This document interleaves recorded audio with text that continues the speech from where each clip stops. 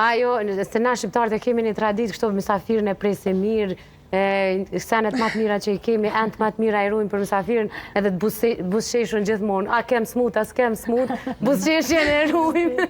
Doktor Artan, po menoj që edhe pa ma konfirmu heq, krejt jemi të unajt gati shumë buzëqeshës tash si popull. Sidomos ti. Unë i kam të metë për ndryshe, mos i merë meritat. Për dallim për asaj që ka folëm deri tash që më ka ndoshta e frikshme të paktën për pacientët, edhe pacientët tanë janë të friksuar, po sidoqoftë të na vinë më të relaksuar, vinë të paktën me rregulluni buzëqeshje. Di që me thonë edhe unë, valla. Po jo, pacientët tek na të paktën vinë për një buzëqeshje më të mirë, më të bukur, më të re, që na të fakt edhe ofrojnë. Po mos të harrojmë se edhe stomatologjia është pjesë e pandashme e mjekësisë, se është pjesë e vetë trupit tonë, është sistemi orofacial që neve edhe na takon, e kur dëshirojmë do thot me lidh me artin, ne kemi si një deformim, do thot profesional, që gjajnë e parë që e shohim tek se cili person është buzëqeshja.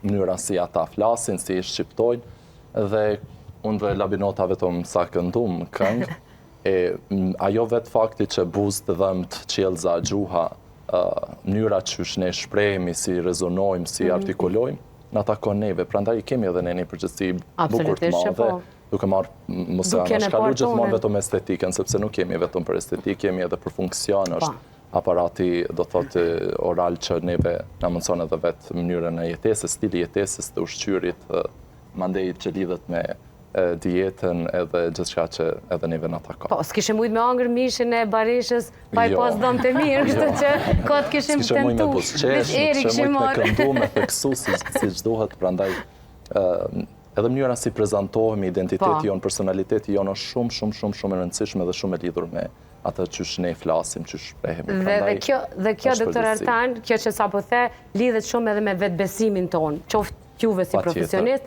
qoftë neve si pacient. Sepse s'ka rëndësi hiç se si ndihemi, se si vishemi, se si punojmë, jetojmë, çfarë të bëjmë, nëse vetbesimin e kemi zero, edhe smundjet vinë, edhe psikosomatike, edhe të cilat na ndjekin edhe na ulin disponimin, energjinë, edhe krejt këto. Kur jemi tek vetbesimi, na ka rastis me shumë pacient që s'kan vetbesim, paktën as mu shpreh, as më buzëqesh, ose mu socializu me personat që i dojnë, vetëm se nuk e kanë, do thot, një estetik, një funksion si që duhet.